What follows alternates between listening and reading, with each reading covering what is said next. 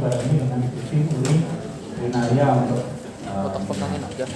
sehingga dalam makanan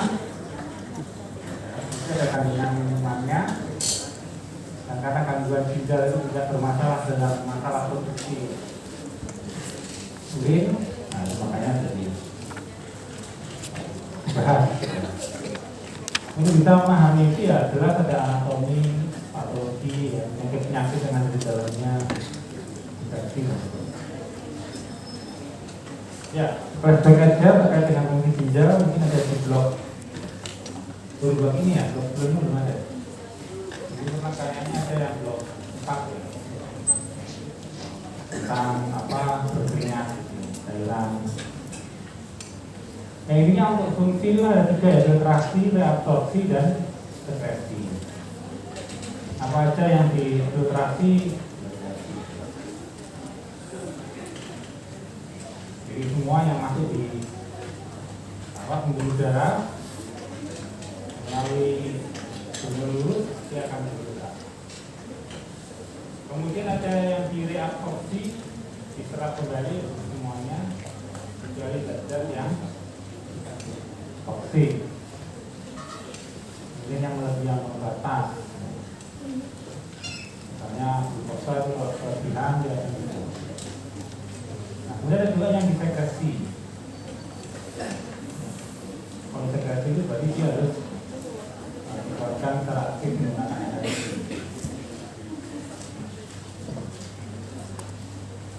Secara umum ya ginjal untuk menjaga homeostasi cairan elektrolit dan bahan organik, selain itu juga ada fungsi endokrin.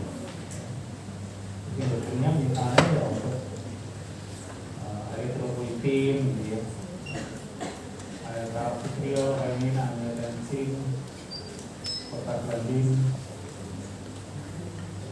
maupun untuk pengaturan cairan dan tanda.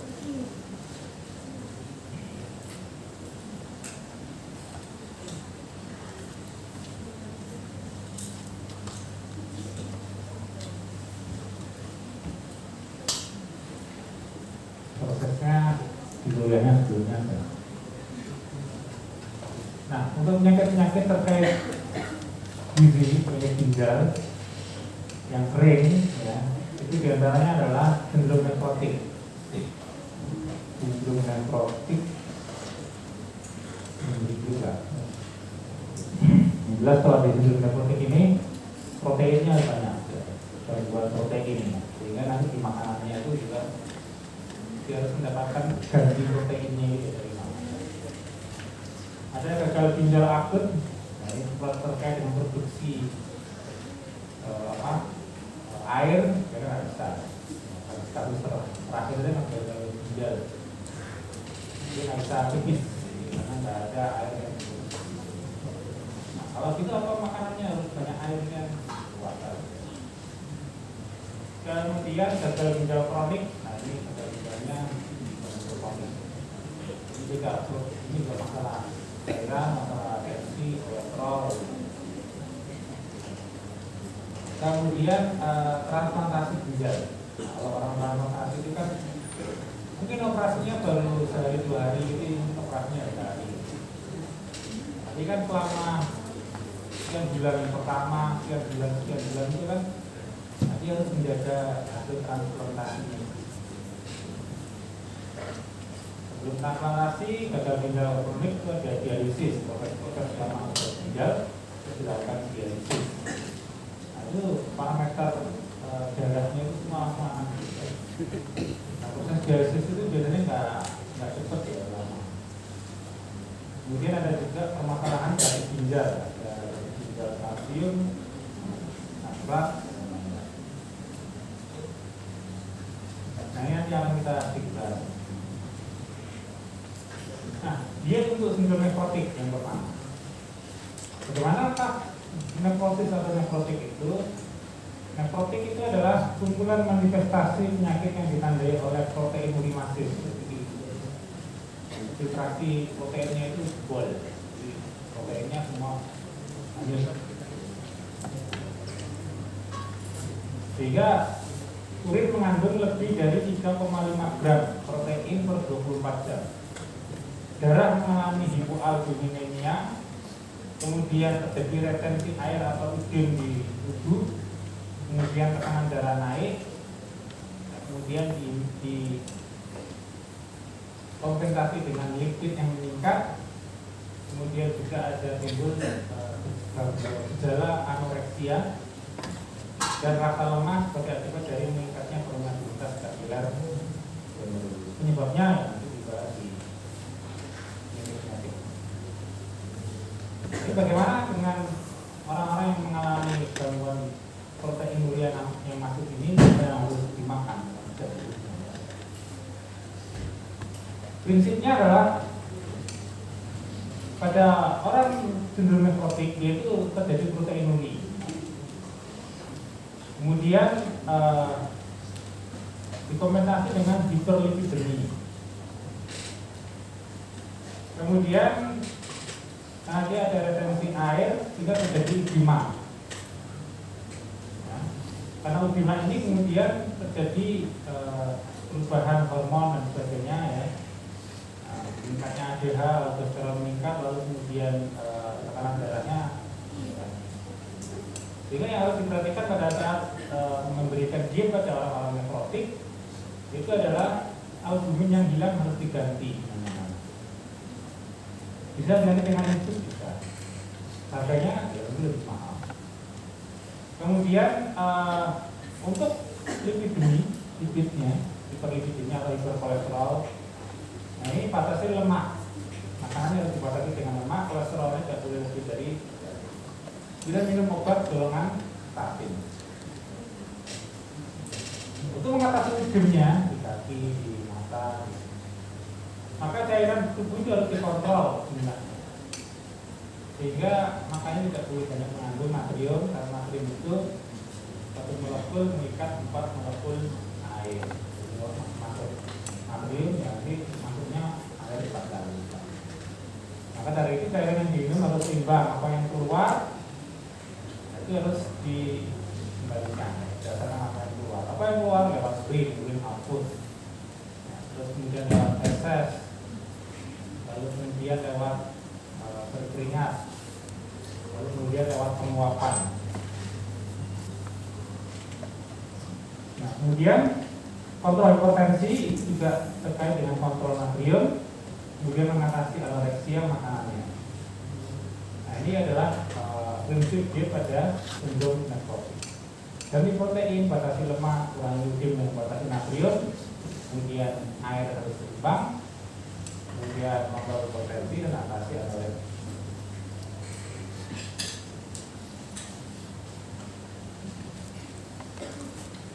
Nah, sehingga syarat diet sindrom nekrotik itu energinya cukup kurang lebih 35 kilokalori per kilogram badan per hari orang dewasa. Di yang kasar dan rata-ratanya berapa? Nah, itu dari silakan 35 kilokalori per kilogram. Ya, kemudian dengan syarat harus menjaga keseimbangan nitrogen. Kemudian protein sedang, yaitu 1 gram per kilogram berat badan per hari. Kalau berat badan Anda 50, akan memakan 50 gram protein. Nah, 1 gram itu terbagi menjadi 0,8 gram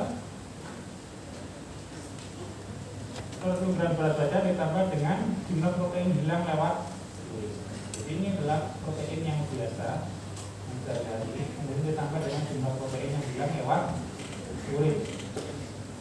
Makanya untuk jumlah protein ini kira-kira jumlah urinnya berapa mengandung protein. Jadi kalau diabetes dalam satu hari itu mungkin misalnya 2 liter gitu ya, nah dari 2 liter itu dia mengandung protein berapa?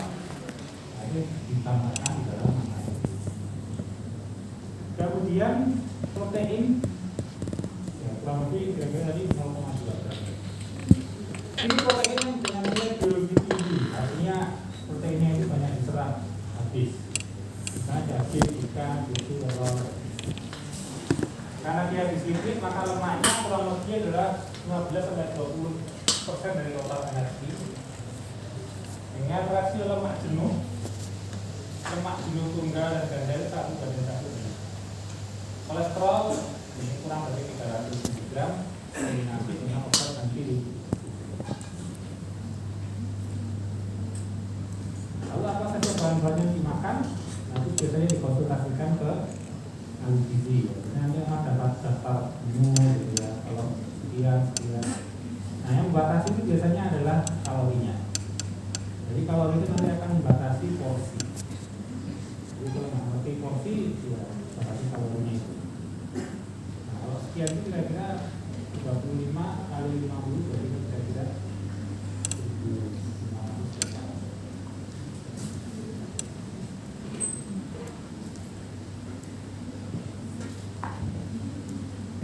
Kemudian karbohidrat adalah sisa energi setelah dikurangi kebutuhan energi protein dan energi lemak. Utamakan karbohidrat yang kompleks dan hindari gula murni karena mudah berubah menjadi asam asetil. Lalu pindah ke pembentukan lemak. Jadi gula murni atau gula sederhana kemudian menjadi lemak, lalu kemudian isinya meningkat. Natriumnya kurang lebih 1-4 gram per hari. Dan cairan itu harus dihitung benar. Urin output ditambah dengan 500 cc insensible water loss. Itu cairan yang tidak sengaja hilang dari berkeringat atau penguapan. Jadi kurang lebih untuk dewasa 500. Nah, sehingga yang dihitung berapa urinnya pada ini. Ini urin sekali pipis berapa? Misalnya sekali pipis 200. Sehari itu misalnya pipisnya 7 kali, 7 kali 200 jadi 1.400 ditambah dengan 500.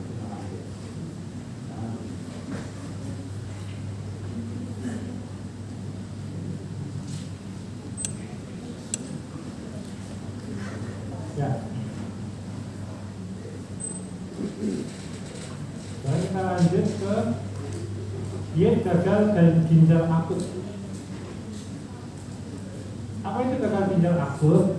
Gagal ginjal akut adalah menurunnya fungsi ginjal secara mendadak yang ditandai dengan penurunan glomerular filtration rate, meningkatnya sisa metabolisme tubuh seperti ureum dan urin yang sedikit, oliguria, dengan urin kurang dari 500 cc per 24 jam sampai dengan tidak bisa pipis karena penyebabnya banyak.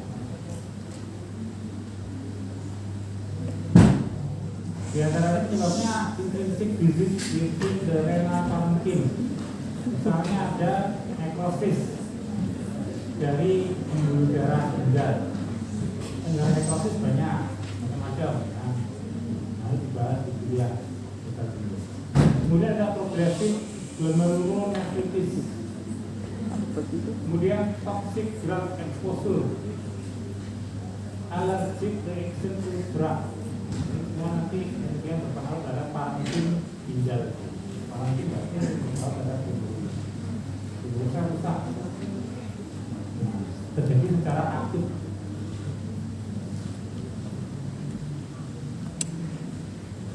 Sehingga apa yang bisa menyebabkan severe ischemic acute tubular necrosis diantaranya adalah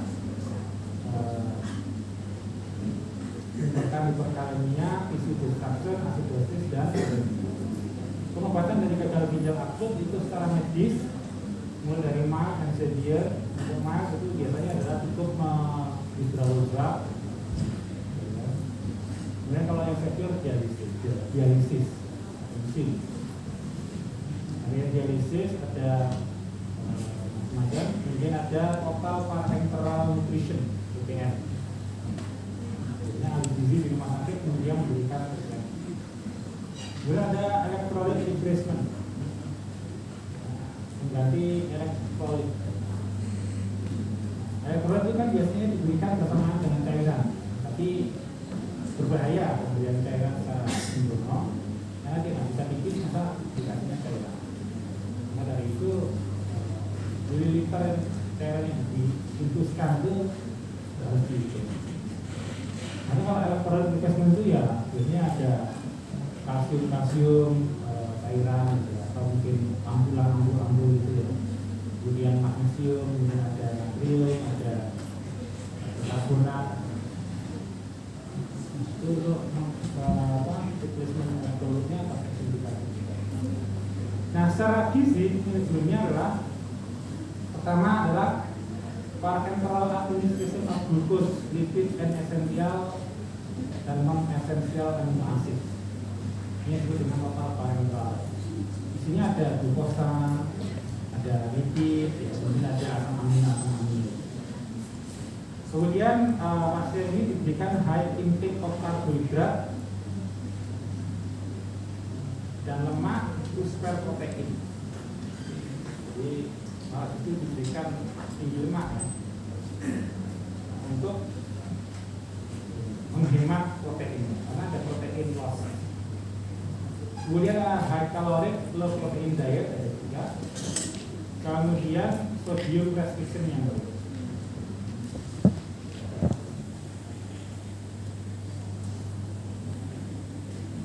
Nah, penyebab gagal ginjal itu biasanya adalah inadequate renal perfusion atau prerenal, ada penyebab intrinsik, disease within the renal parenchyma macam-macam. Kemudian ada postrenal atau obstruksi. Umumnya pasien mengalami hiperkatabolisme atau pemecahan protein. Makanya biar proteinnya nggak pecah, tubuh diberikan tumpuan karbohidrat dan nah, umumnya hiperkatabolisme ini ya tergantung dari berat ringannya gagal ginjal itu, kemudian status gizi pasien dan jenis strategi. Pada awal fase GGA, pasien sulit makan karena mual, jadi karena nggak bisa pipis, ureinnya meningkat. Nah, efek dari urein yang meningkat itu terjadi anoreksia, mual, muntah, pusing, muntah asin, makan sedikit nggak enak, muntah balik, sehingga lambungnya nggak mau. Makanya ada pemberian makanannya lewat infus, ya, lokal dan melalui. Prinsip diet BGA cukup makan tanpa membebani fungsi ginjal. Jadi tetap ada pertimbangan, walaupun ada TBN, nanti kalau misalnya mualnya sudah berkurang, maka makanan oralnya sudah bisa dialihkan. Tujuannya juga adalah untuk menurunkan kadar urein darah.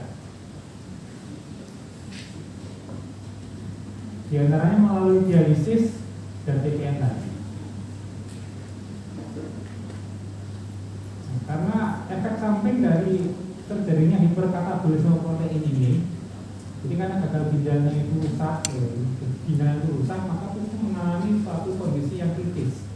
Jadi secara metabolik gitu ya, secara metabolik itu langsung wah ini kritis nih. Kemudian tubuhnya stres, lalu kemudian dia memecah protein dulu. Padahal urein itu dari protein, jadi udah ureinnya tinggi, memecahkan katabolisme protein.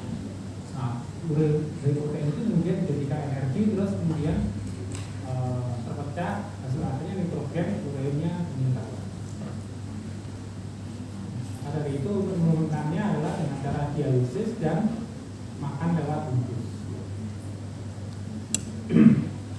Kemudian menjaga keseimbangan cairan dan elektrolit,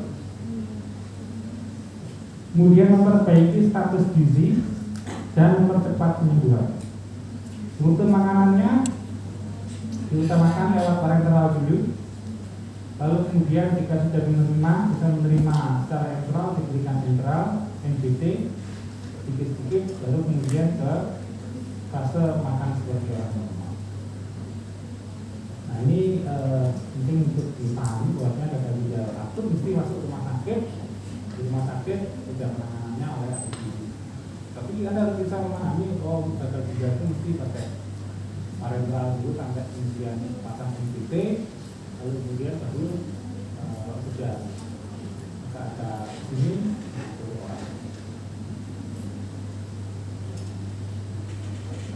Syaratnya adalah energi cukup untuk mencegah katabolisme, 25 sampai dengan 35 kilokalori per kilogram berat badan.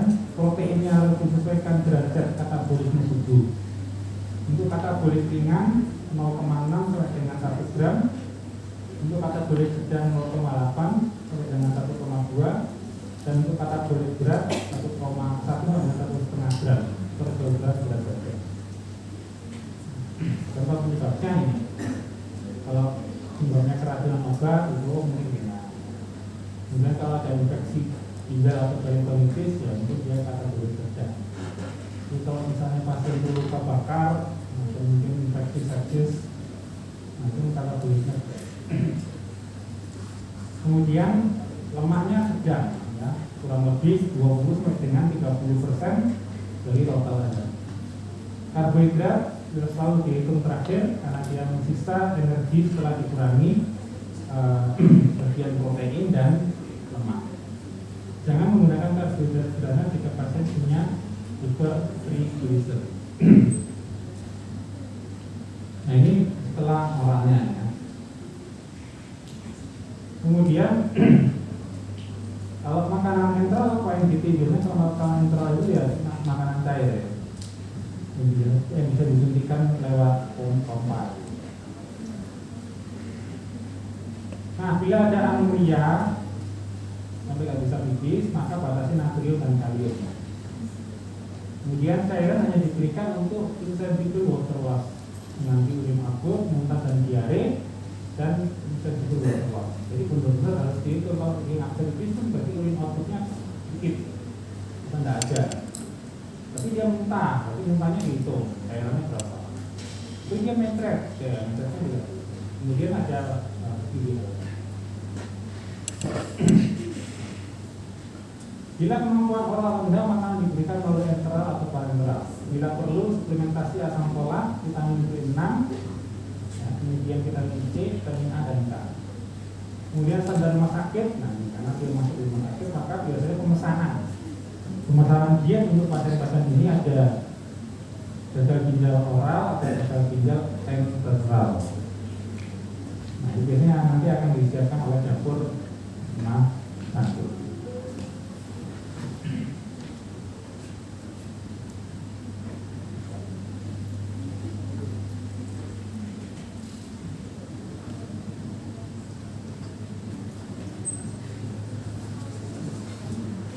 Jadi bagaimana gagal ginjal akut itu makan? Pertama proteinnya itu 0,8 sampai dengan 1 gram per kilogram berat badan.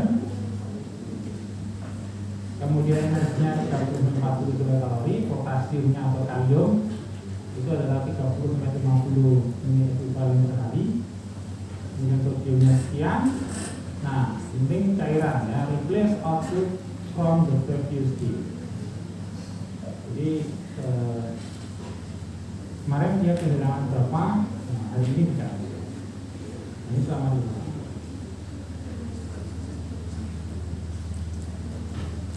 Contoh misalnya ada pasien gagal ginjal akut kategori ringan karena obat, dewasa berat badan 60, maka BMI-nya tadi 25, kali 60 itu 500. Aktivitas berstresnya kira-kira 20%. Jadinya dia makannya 1.800, itu sudah termasuk ini. Satunya itu 1.500, tambahnya 300.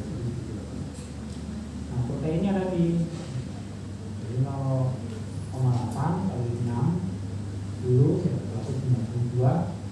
Ini kalau dibandingkan dengan kalori total yang dihitung, jadi 192 itu kurang lebih adalah 11%.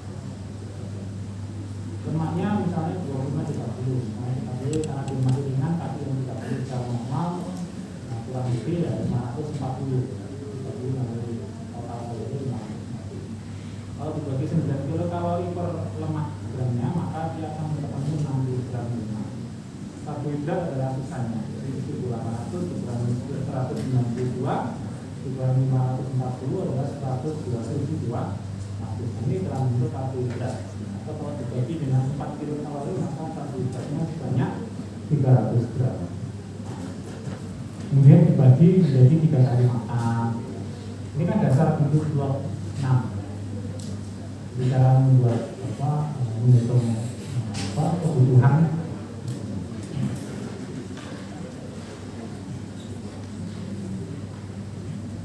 Ya mudah-mudahan nggak keluar. Cuma ini konsep kejelas itu. Kan tinggal pesan di rumah sakit ya. Dokternya nggak pesan. Gagal pinjam orang, gagal pinjam mitra. Yang ini silakan. Oke, kita lanjut ke gagal ginjal kronik ya. Biasanya gagal ginjal kronik ya gagal ginjal yang biasanya sering kita dengar apa DM gitu. Nah biasanya itu PR. Nah kalau di patologi kliniknya itu PR-nya apa ya? Pokoknya nanti kalau ketemu PR-nya nanti akan membagi stadium gagal ginjal kroniknya menjadi stadium 1 sampai dengan 5. Penyakit gagal ginjal kronik adalah keadaan di mana terjadi penurunan GFR yang progresif, menahun, kronik, kemudian tidak bisa balik lagi, tidak bisa diperbaiki, irreversible, ditandai dengan anoreksia karena penumpukan ureum, mual, muntah, pusing, sesak napas, ini karena ada gangguan elektrolit maupun udem ya, kemudian rasa lelah dan uremia. Stadiumnya dari 1 sampai dengan 5. Ya, kalau 5 itu kurang dari 15 menit per menit. Kemudian di sini stadium 1 kidney damage, normal to increase kidney function.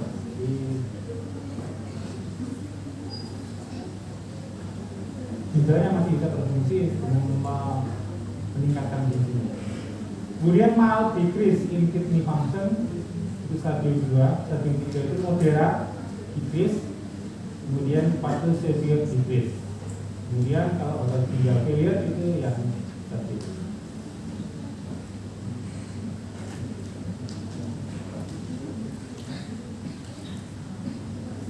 Karena dia gagal ginjal kronik, eritropoietinnya menurun, lalu kemudian dia terjadi anemia. Fungsi filtrasinya malah rusak ya, sehingga kreatinin meningkat, ureum di dalam tubuh meningkat. Kemudian magnesium, asam urat, yang kurang itu adalah kalsium.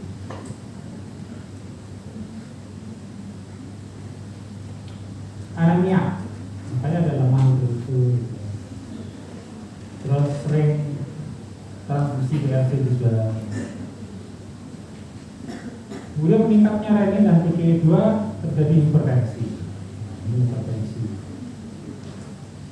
Kemudian terjadi retensi dari PM24 dan HCl H2O. Nah, ini dia menyebabkan gagal gangguan elektrolit. Kalau di tubuhnya itu elektrolitnya nggak seimbang tertentu, maka biasanya yang terjadi problem itu adalah pernapasan sama jantung. Dan elektrik jantungnya akan terjadi. Kemudian karena ada peningkatan urea di dalam tubuh, maka dia ada timbul pruritus, asam urat jadi artritis dan mikrot. Kemudian juga terjadi asidosis di dalam tubuh, kemudian hiperlipidemi, kolesterol meningkat, kemudian penurunan kalsitriol, kemudian terjadi penurunan penghilangan kalsium dan juga tubuh mengalami demineralisasi.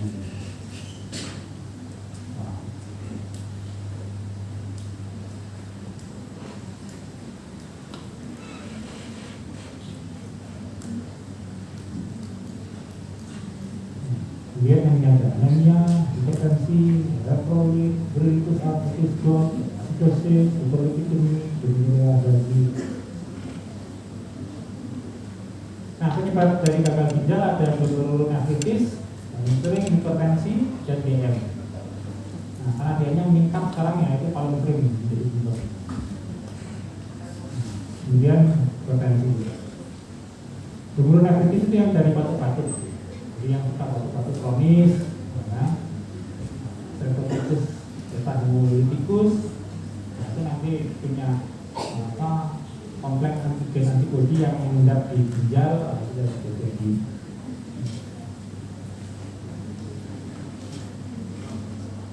Satu fisiologi dari gagal ginjal diantaranya adalah ketidakmampuan untuk membuang sisa-sisa produk metabolisme, tidak bisa menjaga cairan elektrolit yang seimbang, kemudian tidak bisa memproduksi hormon tadi. Kemudian atau fisiologi utama adalah dari uremia, karena natrium yang dibuang sedikit. Kemudian itu menyebabkan gejala lain seperti malaise, weakness, nausea, vomiting, muscle cramp, itching, metabolitis, neurologi, dan sebagainya. Manajemennya ada manajemen secara pengobatan dan nutrisi. Untuk pengobatannya ada dialisis, ada transplantasi ginjal, kemudian minum kortikosteroid secara kronis lama terus. Kemudian psikologi support, karena kita tahu penggunaan hemodialisis kan kelihatan eksklusif, elit. Jadi dari sekian persen populasi cuma dia aja yang menggunakan mesin. Kemudian ada konservatif treatment dan mungkin tidak meninggal. Nah, dari gizi yang perlu di manajemen adalah cegah defisiensi nutrien, karena dia ada mineralisasi tadi, ya cegah defisiensi. Kemudian kontrol dem, dia harus dikontrol demnya.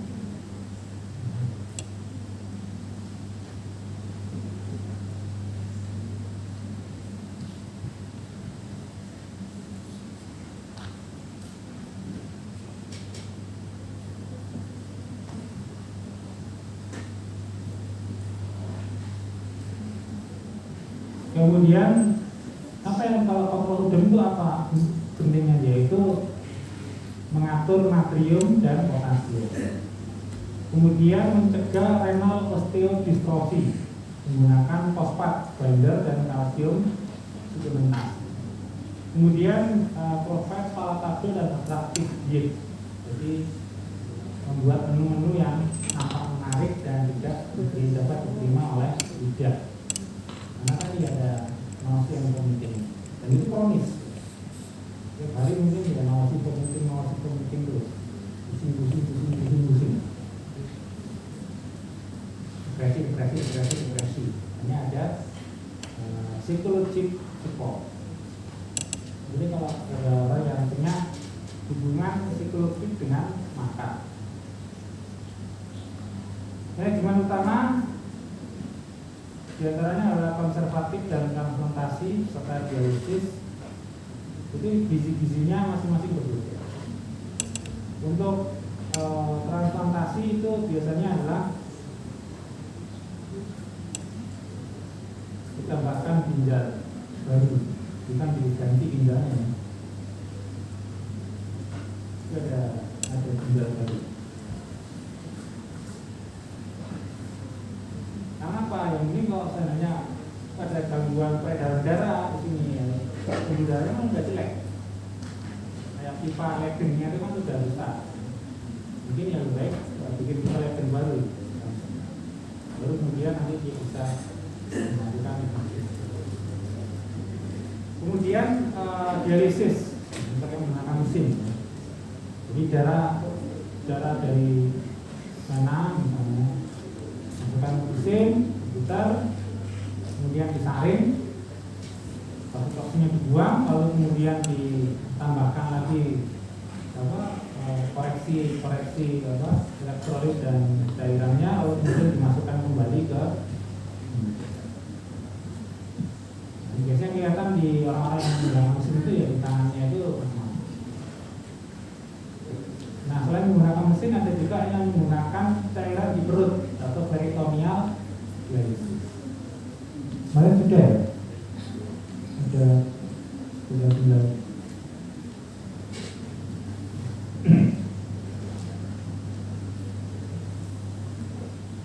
Nah, siapa yang bisa mengakses mesin ini biasanya dia selamat. seminggu bisa 2 kali, yang sebulan 2 kali, 3 kali.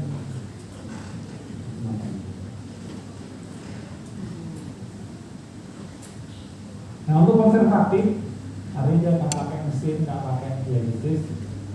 Jadi biasanya dia dietnya nggak pakai lauk ya. Dia tidak protein ya, total nggak pakai.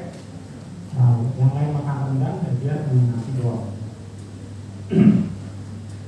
Maka disebut dengan diet rendah protein. DRP ada 3, yaitu DRP 1, DRP 2, DRP 3. Ini ternyata disesuaikan dengan berat badan dari pasien. Di pasien yang gagal ginjal kronik kalau dia 50 kilo, dia 160, dia 65. Nah, kemudian untuk transplantasi kita ada 2 jenis, yaitu diet transplantasi 1, yaitu pasca transplantasi sampai dengan 1 bulan. Jadi hari ini operasi pemasangan ginjal baru misalnya ya. Nah, selama 1 bulan ke depan itu dia harus makan diet transplantasi namanya. Mungkin selama di rumah sakit atau apa itu dia akan dipesankan di dapur rumah sakitnya itu adalah diet transplantasi. Kemudian ada diet transplantasi 2 setelah 1 bulan transplantasi. Nah, ini mungkin dia bisa pulang atau sebagainya kalau misalnya bisa pulang. Nah, itu harus dipelajari oleh pasien. Kemudian ada diet dialisis. Nah, diet dialisisnya ada 3, ada diet dialisis 1, 2, dan 3. Kandungan proteinnya 60 gram, 65, dan 70. Kalau yang konservatif tadi dia itu proteinnya rendah, pada saat dialisis dia proteinnya tinggi. Nah, kalau yang ini dia mengontrol jumlah ureum supaya nggak banyak sisa nitrogen yang dibuat ureum, ya, karena nggak bisa dibuang. Nah, pada saat dialisis kan dibuang semua, sehingga dia makan enak, makanya bahagia. Nah, kebutuhan gizi gagal ginjal menurut jenis terapi. Ini jenis terapinya adalah impaired renal function, hemodialisis, peritoneal dialisis, transplantasi pertama, kemudian 6 minggu setelah transplantasi. Energinya, proteinnya, cairan, natrium, potasium, fosfor. Beda nggak? Untuk energinya rata-rata 30 untuk yang impaired renal function, atau misalnya sebelum dia dialisis dia makannya konservatif tadi ya. Itu 30 sampai 35, kalau yang di hemodialisis itu 35, kalau yang peritoneal 30 sampai 35, transplantasi 30-35. Setelah 6 minggu atau lebih itu energinya digunakan untuk mencapai berat badan ideal. Limit simpel karbohidrat, lemak kurang dari 32%, nomor 400 kolesterol, kemudian poliunsaturated fatty acid, kemudian sama saturated fatty acid asin kurang dari lebih dari 1. Nah, rata-rata ini mungkin sama ya. Proteinnya kita lihat, apakah orang yang tidak di sebelum menggunakan hemodialisis itu proteinnya sampai dengan 0,6 sampai dengan 1. Kemudian dasar hemodialisis mulai dari 1,2 sampai dengan 1,5. Transplantasi awal 1,3 sampai dengan 2 untuk proses penyembuhan, dan setelah 6 minggu dia 1 gram itu normal. Cairan. Nah, cairan untuk yang konservatif itu adalah ad libitum, harus ditambahkan sesuai dengan kebutuhan. Urin outputnya berapa? Itu misalnya. Untuk hemodialisis itu ada 750 sampai dengan 1000 ml per hari ditambah dengan urin output. Untuk peritoneal ini minimum 2000 ml per hari ditambah dengan urin output. Jadi banyak itu. Kemudian ada kalau yang transplant dia sesuai dengan urin output ditambah dengan 500 ml. Sodiumnya 2-3, 2-4 ini berarti sama. Semua dikontrol tidak boleh kelebihan garam. Karena makanan sendiri tanpa garam itu dia setiap mengandung natrium, jadi natrium alami. Bukan natrium tambahan dari garam. Untuk potasiumnya variabel yaitu hitung ini 23 gram dan 4 gram variabel. Fosfornya untuk transformasi dan normal itu dialisisnya ini 0,8 dan 1,9. Ya, jadi yang berbeda diantaranya adalah protein, lalu kemudian adalah jumlah cairan. Ya, pada saat hemodialisis itu cairannya justru banyak. Kemudian sodiumnya semua sama. Tujuan dari diet di gagal ginjal kronik, tujuan umum adalah mencapai dan mempertahankan status gizi optimal dengan perhitungan sisa fungsi ginjal agar tidak memberatkan beban ginjal, mencegah dan menurunkan kadar ureum darah yang tinggi, mengatur keseimbangan cairan, kontrol edema dan elektrolit natrium dan kalium, mencegah atau mengurangi progresivitas gagal ginjal, dan mencegah terjadinya osteodistrofi, gangguan akibat kehilangan kalsium dan fosfor serta vitamin D. Nah, tadi ada diet transplantasi ada 2 ya. Nah, tujuan dari transplantasi itu tujuannya adalah dietnya itu untuk mencapai dan mempertahankan status gizi pasien yang optimal, mencegah hiperlipidemi, mencegah ketidaktahanan terhadap glukosa, mempercepat penyembuhan. Ciri khasnya adalah protein tinggi. Pasca transplantasi itu 1,3 sampai 1,5 gram per kilogram berat badan. Protein sedang pasca 1 bulan itu 1 gram. Kemudian rendah kolesterol semuanya ya, rendah kolesterol kurang dari 300, tapi tinggi kalsium ya 800 sampai dengan 1200. Lanjut diet dialisis peritoneal. Ini transplantasi. Sekarang dialisis peritoneal, jadi dimasukkan cairan di perut. Tujuannya ketika dia diet itu dia makan, itu tujuan makannya adalah untuk mencegah defisiensi gizi serta mempertahankan dan memperbaiki status gizi, menjaga keseimbangan cairan dan elektrolit, dan mencegah agar akumulasi produksi sama metabolisme tidak berlebihan. Ciri khasnya dari CAPD peritoneal dialisis ya, itu mengandung energi karbohidrat, kemudian protein tinggi 1 sampai dengan 1,2. Ini untuk hemodialisis. Kalau yang CAPD itu 1,3 gitu. Semuanya harus rendah natrium, kalium, fosfor, air, tapi tinggi kalsium dan vitamin. Oh, rendah natrium, kalium, fosfor, dan air. Lalu yang tinggi kalsium dan vitamin.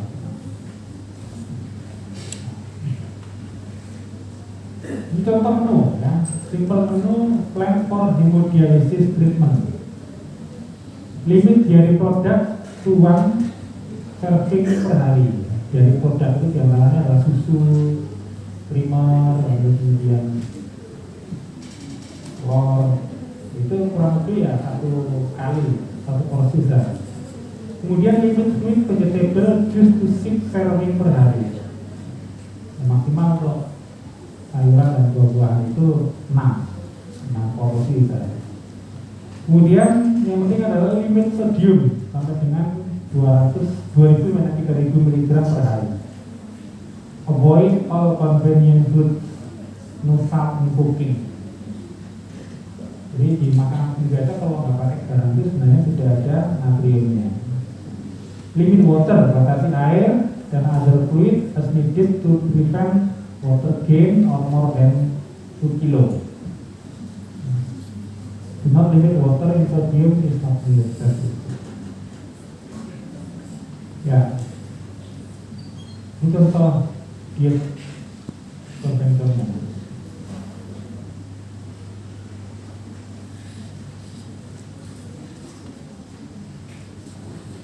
Nah, jadi saya ulangi lagi, kira-kira kalau penyakit gagal ginjal kronik atau gagal ginjal itu kan dia ada periode dia tidak melakukan sehari-hari ya, sehari-hari dia tidak melakukan dialisis, lalu kemudian ada jadwal dialisis, lalu kemudian setelah dialisis dia hari-hari biasa. Makanya dietnya itu ada diet konservatif, lalu diet dialisis tergantung jenisnya, lalu konservatif lagi, lalu masuk jadwal dialisis, diet dialisis, lalu kemudian diet konservatif lagi. Terus suatu saat dia nemu donor ginjal. Nah itu pada saat setelah selesai operasi, nah dia selama 1 bulan itu diet transplantasi 1, kemudian 1 bulan dengan 6 bulan atau lebih itu diet transplantasi 2 sampai dinyatakan dia sebagai orang normal biasa, dan semua faktor resiko terkait gagal ginjal kronik harus dihilangkan. Makanya ya seperti biasa sampai kemudian ginjal pemberian donornya itu rusak lagi lalu dari donor lagi. 1 ginjal berapa?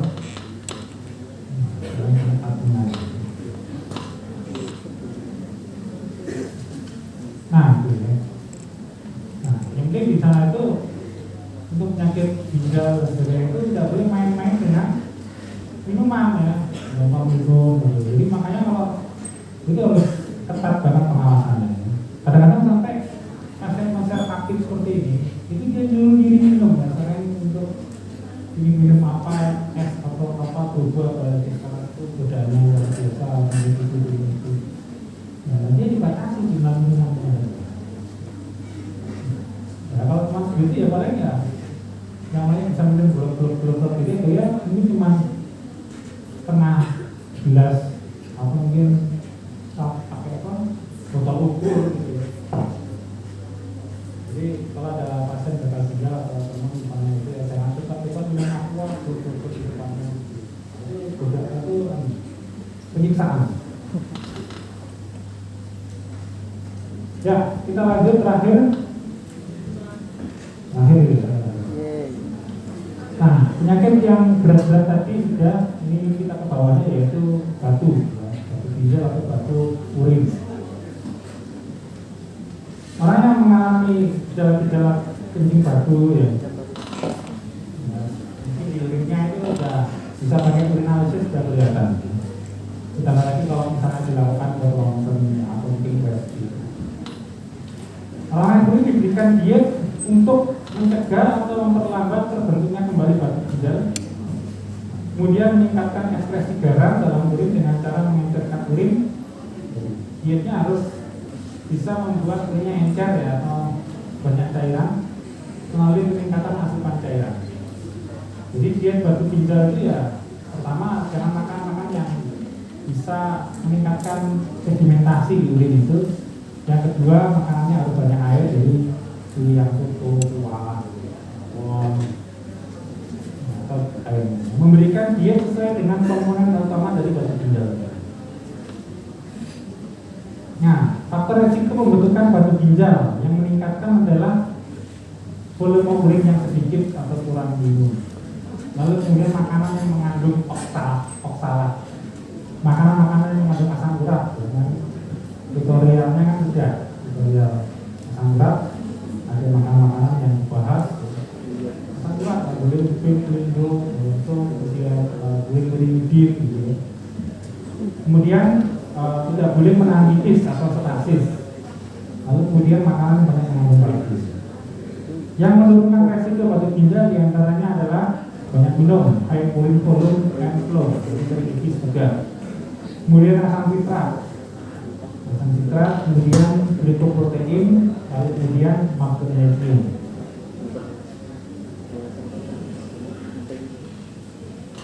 Urolithiasis, mobilisasi tulang, PTH meningkat, kalsium meningkat, FeNO4 meningkat, kalsium meningkat, absorpsi masuk, oksalat meningkat, disorder metabolisme, santin meningkat, asam uratnya meningkat, lalu kemudian darah difiltrasi, lalu kemudian dibuang dari fosfatnya, sistin dan kalsium,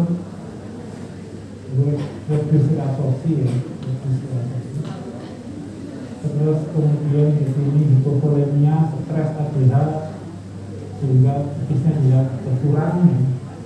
Nah, kemudian sistem santin, asam urat di dalam urin, kemudian nitritnya juga menurun, kalsium oksalatnya keluar, kalsium magnesiumnya juga keluar, kemudian metastable solution, kemudian terjadi stagnan urin, lalu kemudian terjadi tadi stone formation, jadi endapan, lalu kemudian timbul endapan satu, jadi polik itu dari nyeri, yang dia tersumbat, lalu gagal sampai ke renal stone.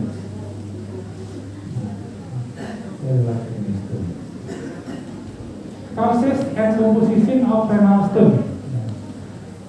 Secara patogenetik kasusnya misalnya adalah hiperkalsiuria, ada hiperoxaluria, ada hiperurikosuria, ada hipositraturia, kemudian ada primary hiperparathyroidism ini secara genetik. Kemudian komposisi bakteri yang terbentuk dalam urin adalah kalsium oksalat, dan oksalatnya meningkat ekspresinya atau konsentrasinya juga tidak dalam urin. Kemudian ada sistinuria, ini terjadi batu sistem. Kemudian kalau sering infeksi, itu sering menjadi batu strufit. Kemudian kalau dia urinnya asam, atau juga ada hiperurikosuria atau asam urat, maka akan terbentuk batu asam urat. Kemudian ada renal tubular acidosis dan alkalin urin pH, yang terbentuk adalah batu kalsium fosfat. Jadi batu itu tergantung dari pH-nya juga ya, ada pH basa, ada pH asam.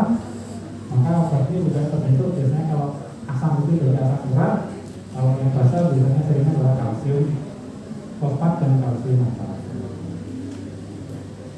Nah, pembentukan batu kalsium oksalat yang meningkatkan resikonya diantaranya adalah protein. Jadi kalau banyak makan steak, nah itu umumnya batu oksalat. Kemudian makanan mengandung oksalat, sodium dan vitamin C. Kemudian yang meningkatkan resiko, yang menurunkan diantaranya adalah potasium, kalsium, magnesium, intake, fiber, habitat, kemudian vitamin B6. Diet tinggi kalsium menurunkan resiko batu kalsium oksalat. Kemudian ekspresi kalsium di ginjal tergantung dari kadar natrium, kalium, protein, dan karbohidrat. Makanan yang dibatasi selama terbentuknya kalsium oksalat diantaranya adalah batasi susu, keju, produk susu, ikan teri, ikan plus tulangnya. Kemudian yang termasuk dalam sumber oksalat itu kentang, ubi, bayam, terutama kalau bayam yang sudah lama, maksudnya bayam yang diendapkan lalu dari makan terus kemudian dipanasi lagi. Nah itu biasanya oksalatnya kemudian semakin terekstrak.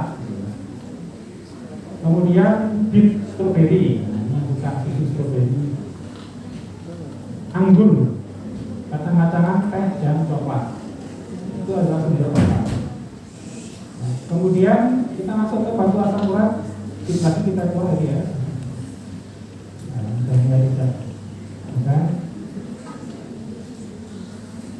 Hiperurikemia, kemudian dehidrasi, pH urin asam, kemudian artritis gout dan diare itu biasanya menyebabkan asidosis tubuh, lalu kemudian pH-nya pH urin menjadi asam.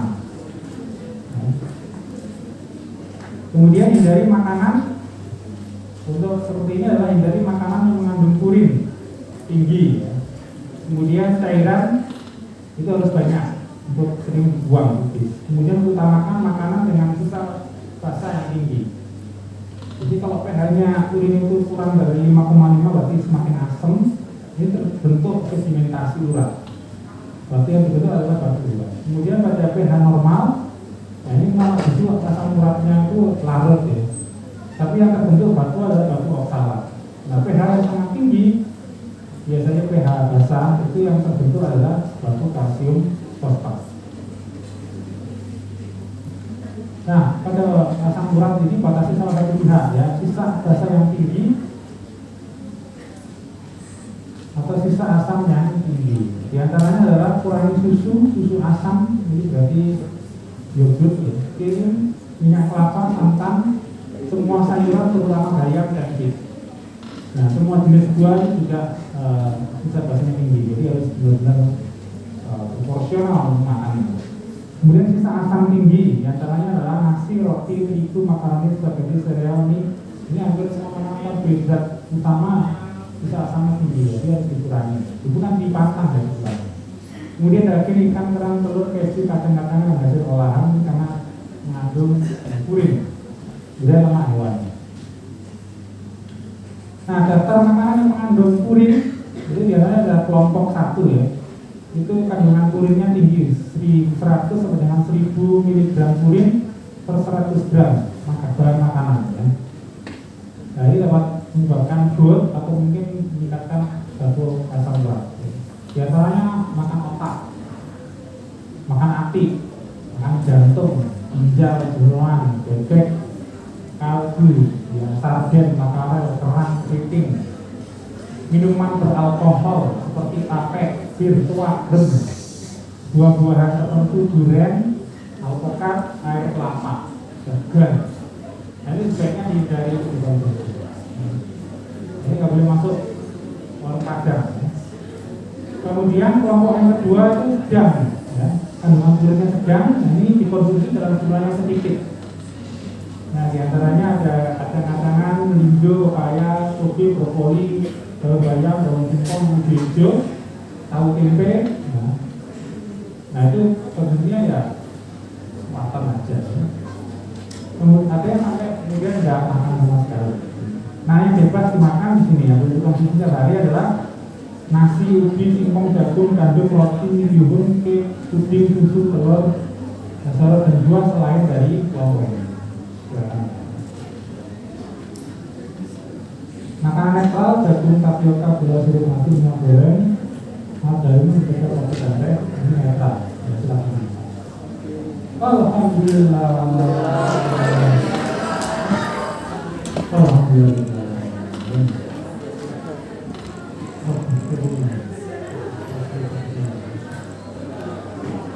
Sebelum kita tutup, ya mungkin ada yang mau ditanyakan tentang diet ya, tentang diet. Ada pertanyaan?